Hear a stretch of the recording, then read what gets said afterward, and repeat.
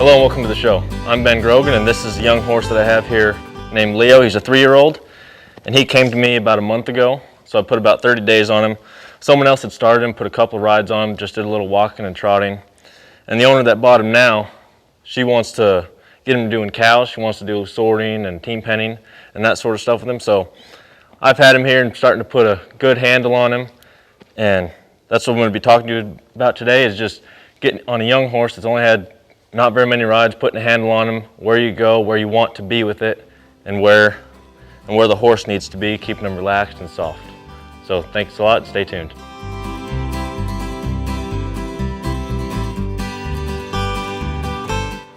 All right, so I'm on Leo now, and when I first get on him, I don't like going straight out. You'll get some of those horses, especially when they're young, you can create a bad habit of them walking off as soon as you get on, and eventually that'll turn into them running off. So when I first get on, I either like to back him up or just let him sit here. I've done a lot of backing up with him because he's going to work cows. So he's got a good back on him. So now when I first get on him, I'll let him sit still. And it doesn't need to be for long, just where you don't go off right as soon as you get on them and create them wanting to take off. So when I first get on them, especially a young horse like this, I'll get them moving that hind end around. Now he's at the point where I'll keep him what I call lateral collection. So he's turning his head to the side, but he's collected at the same time. So he gets into a little trouble there, then I'll just hold him. Get him to move that hind end around there, right there. Now the purpose for doing that is it gets them soft through the rib cage. I'm a big believer that all the stiffness in a horse comes through the rib cage.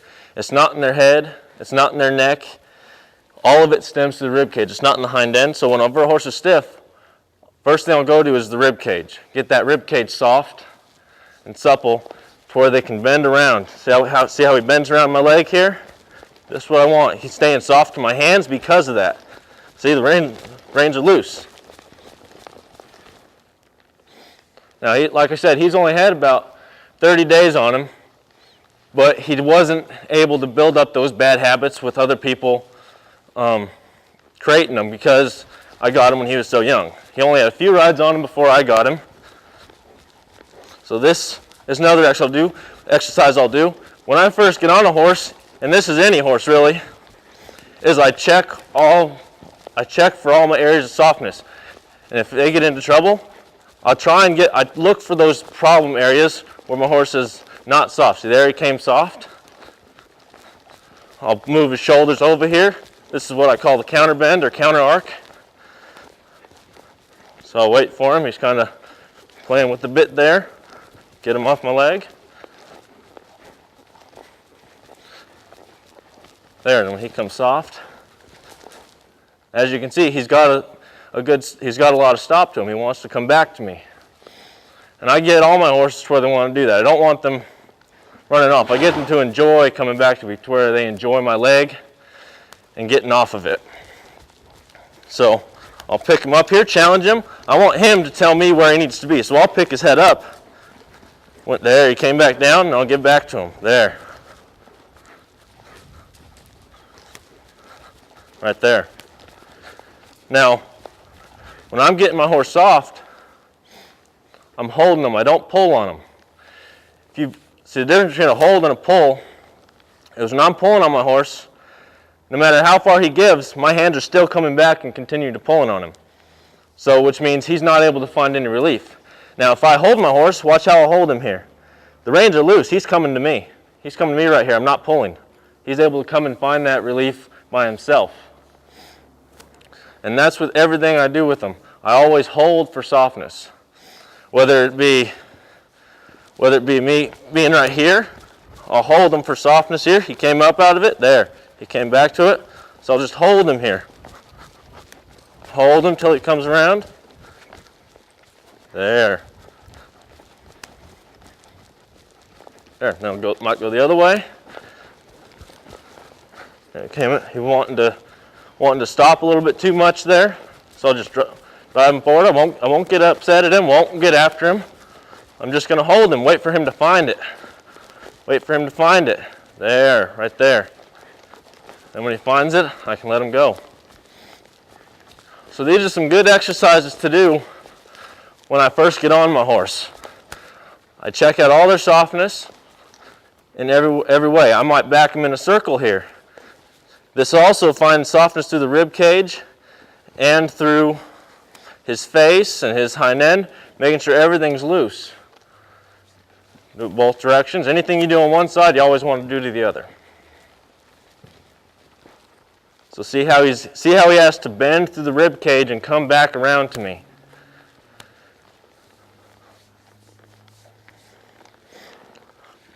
So whenever I have that softness, at that point, then I have no worries. If I got a horse that's bucking or carrying on, you can't go to just riding them off, or if you got a horse that wants to run off, going to ride them off, you're going to create a problem. So if I have a young horse that wants to go to buck, I'll come out here and get that hind end, see? Get him to come back to me. See how I hold him and he finds that softness. I hold him and he finds that. I'm not pulling on him. I'm not pulling on him. See how he finds it himself.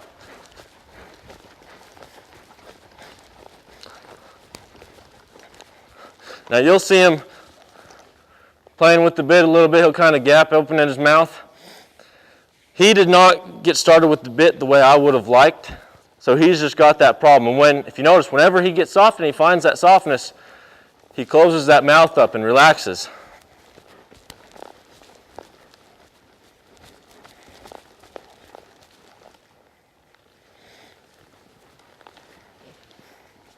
Get him to come through there. Now he's going to be a cow horse, so with him, some of the warm-ups I might do, I'll back him up here, just like I'm working the flag, get him to roll through himself there. Get him to come back. He's being a little stiff there, so I'll just hold him, there, and then let him come through. There, that was nice. Hold him, wait for him to come back. So I hold my hands, wait for him to come to me, wait for him to come to me. I don't pull, I hold. Okay, he's with me right there. I never let him turn. There, he came forward. With a cow horse, a horse that's going to be working cows, you want them to come back and around. You don't want them to turn around on their front end like a reiner would. There. Hold him. There. And if you notice, everything I do, it has to come back to relaxation and softness. If my horse is not relaxed, he cannot be soft. You might be able to get a horse soft physically, but you won't get them soft mentally. And that's the key. I deal with the horse's mind. I don't try and train the body. You can try and train the body, and you will wear yourself out. You'll wear yourself out, and you'll end up wearing your horse out. See, I've done a lot to him here, mentally. He's not sweating, he's not hot. I've just gotten him soft, gotten him working through his problems of being, in some areas, being stiff. Now he has a big problem being stiff on his left side with his lead. When he came to me, his left lead was non-existent. He did not have it. So I've gotten to the point, when I get him the canter here, he can go right into it. Now, occasionally, I'll get him here. He'll pop out of it there, and I'll just lay my leg on him, wait for him to come back to me.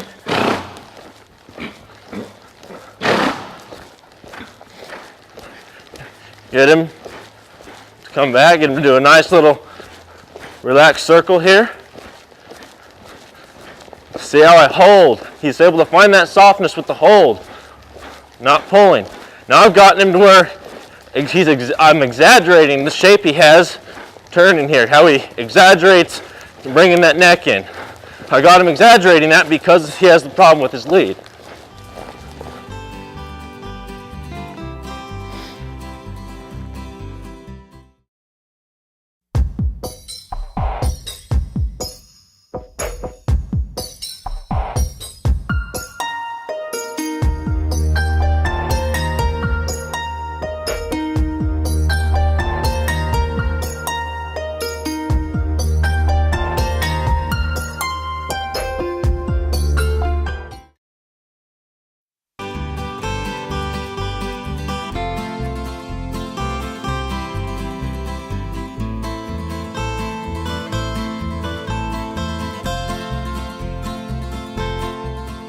So I had to do a lot of work in getting him comfortable with that lead. And it's going to take maintenance. I'm a believer that when a horse is able to build a problem, that problem will always be there. It's part of their foundation. A horse always goes back to their foundation. So if you build a horse, if you get a horse in their foundation to run off in the first couple rides where they're running off, that's something that they're always going to go back to. Now you might be able to fix it, but within that fix, it's going to take maintenance. If you quit maintaining it, they'll always go back to it. That's why it's crucial on these young horses to get a good foundation on them. That way, my foundation always has to do with softness, mentally and physically. Now I'll get him to turn around move his front end over here. So I've created a good foundation with this young horse, to where if he gets into trouble, if he runs into trouble, he's going to want to come back and get soft to me. And that's crucial. Well, like I said, he's only had about 30 rides on him, about a month's worth of rides. Canter him the other way here. Pick him up. I'm big on keeping my horse straight. I think it's important. After the first couple rides, when I get my horses consistent, see, he's pulling on me there, so I'll just hold. There, he came back to me.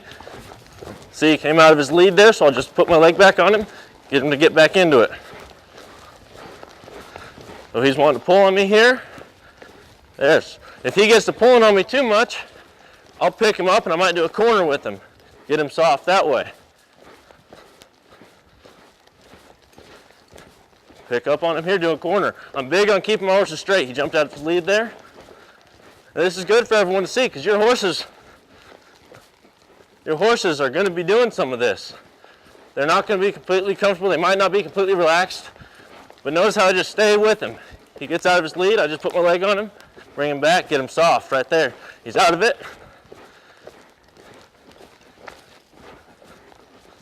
There. Pick him up, do a corner.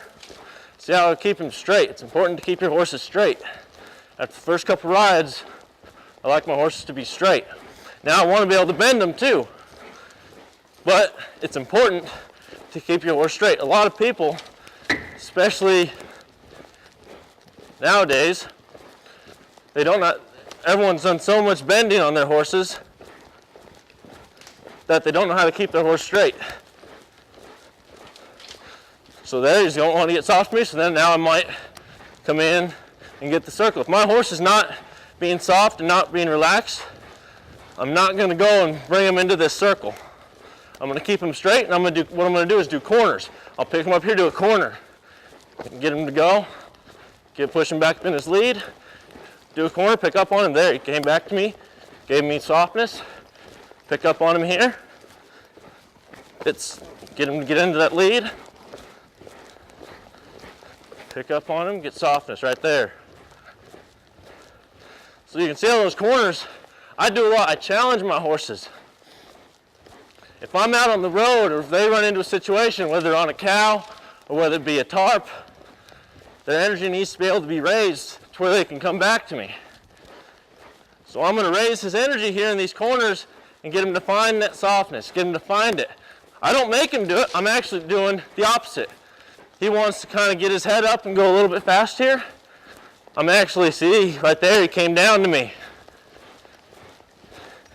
So I'll pick him up. There. Pick him up in the corner. I'm doing reverse psychology. He wants to come up. I'm saying, okay, what a great idea. Let's pick your head up here. I'll hold it up there. And when he comes down, he says, no, no. Right here, he'll say, right there. He said, no, no. I want to keep my head down here. Get soft right there. Right there. Nice. So I'll stop him. He stopped on his front end there, so I'll kind of just pick him up with my feet. Now you'll see me have spurs on this horse. I don't use my spurs to get a horse to go faster. I use my spurs to get a horse softer.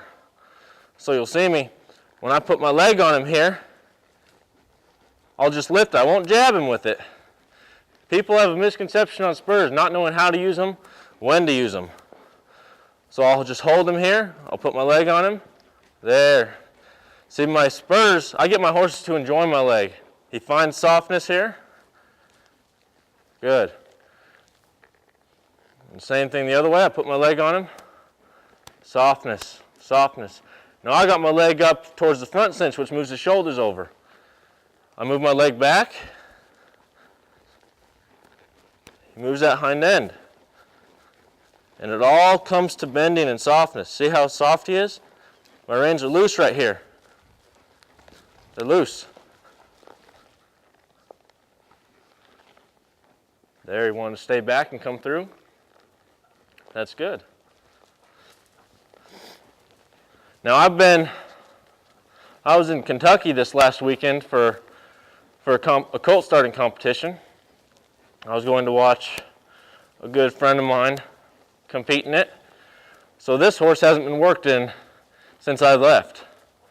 So you got to see him come out here fresh. So this is exactly what I'll do. If I'm gone for a little bit, it doesn't matter whether it's a week or a month.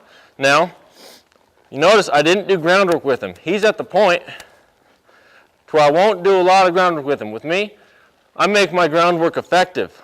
I don't do a lot of it, but what I do is effective.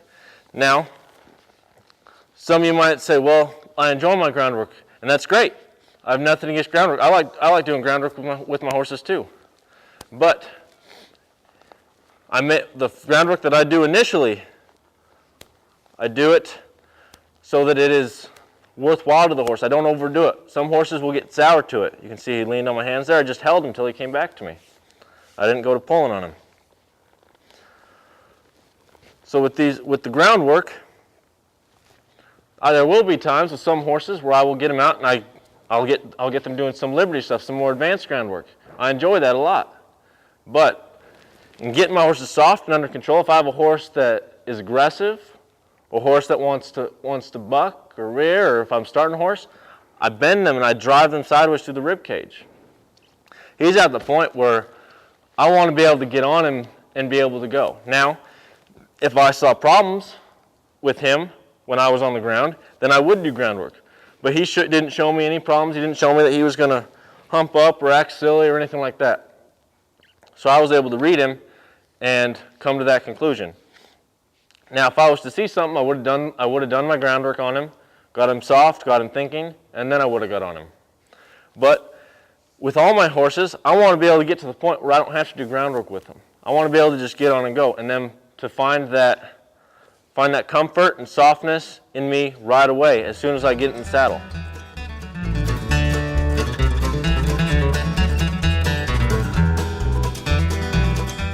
All right, so I got a mechanical flag over here that I'm going to be working him on. He's been on it several times now. And what it does is it mimics a cow. So he's going to be doing sorting and that type of stuff, so I want him to be able to work it. Get him to stop with it.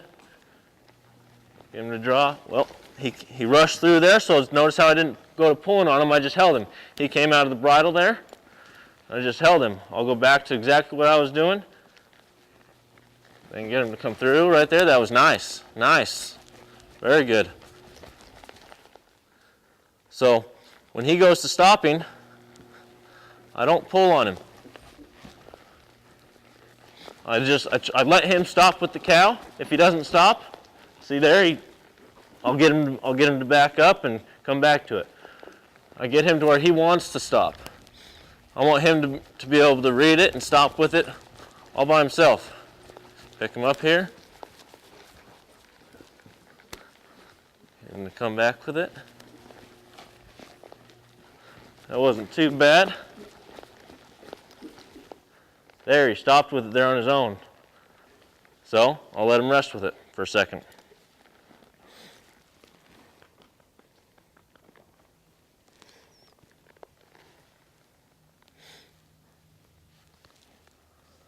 So as you can see, you can really get a lot done with a young horse when you're feeling timing it right. Well,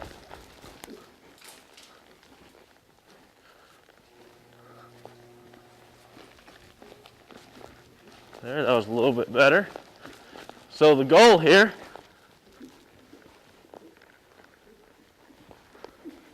he's there. He had a little bit of a problem. Wanted to kind of run into my leg there a little bit. So now driving back up to the flag. Get him to stop with it and come back.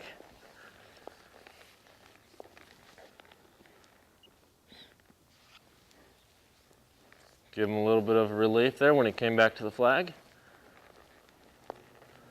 Back him up.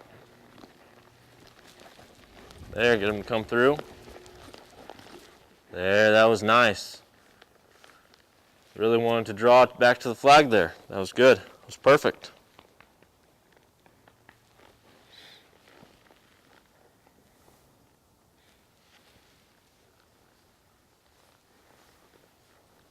Get him to come back here.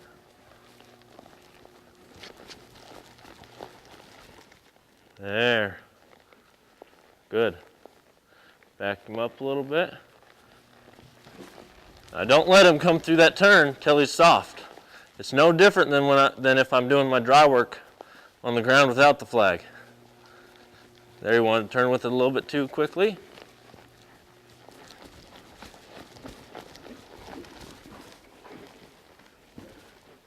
Keep him straight. He didn't want to stop straight there. He wanted to kick his butt out, so I got him there, stopped him straight. Get the flag to come back. Nice. That was beautiful. Good. Now I'm going to quit him right there. He went through a little bit of a trial, not wanting to stop straight. We got through it, and then that was his best turnaround he's done since he's been on the flag. That was really nice.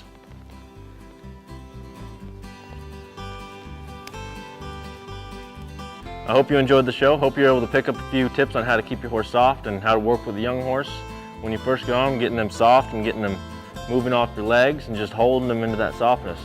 You don't need to go to pulling on them or jerking on them.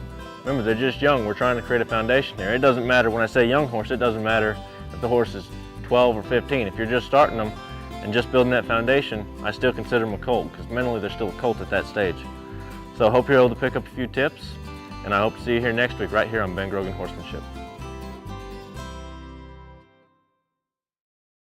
You're watching OCTV, Oxford Community Television, serving Oxford, Addison Township, and the village of Leonard.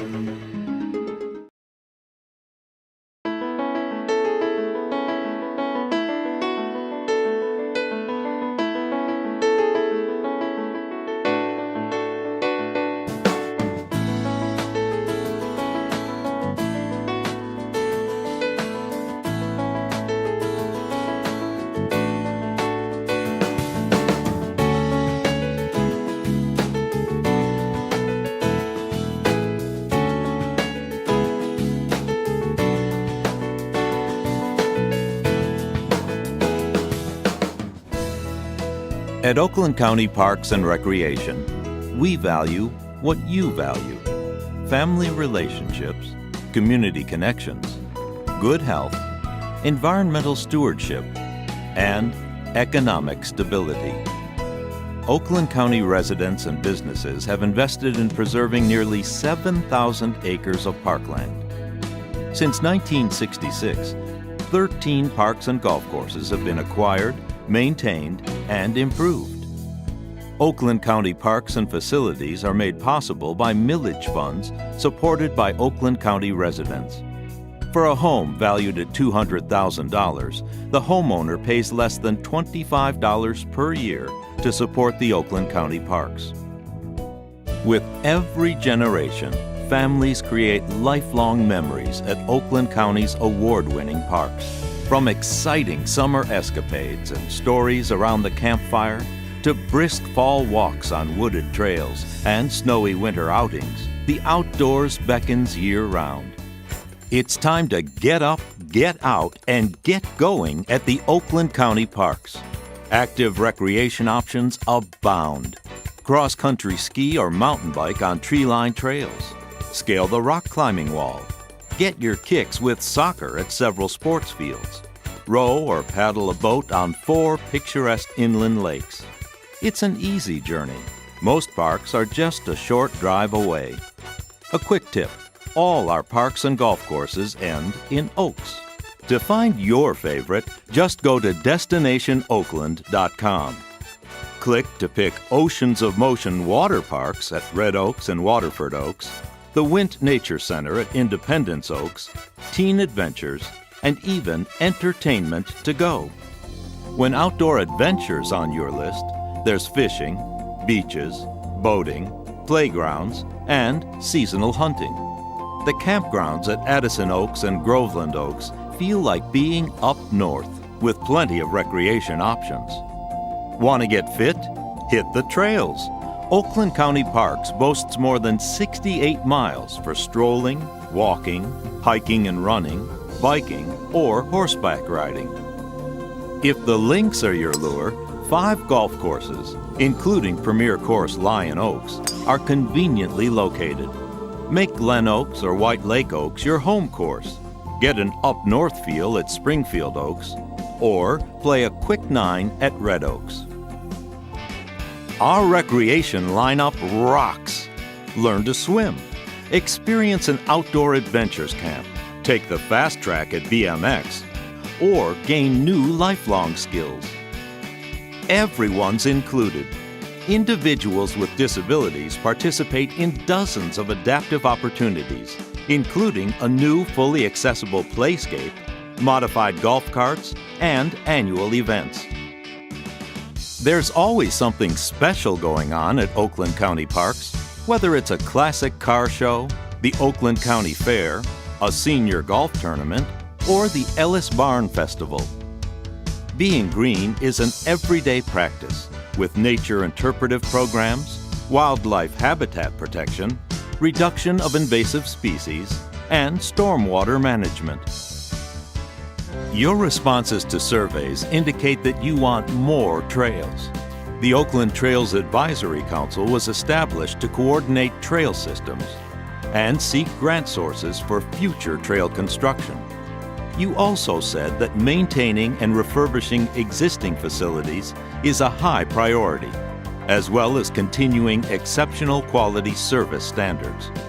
Oakland County Parks serves an increasingly diverse population of all abilities, ages, interests, ethnic backgrounds, and cultures. The needs of lifelong residents, as well as newcomers, are carefully considered when planning parks and programs. Oakland County Parks and Recreation pledges to create community by providing places to meet, play, and learn. Observe environmental responsibility with natural resources stewardship, and enhance fiscal sustainability based on a business model of effective and efficient operation.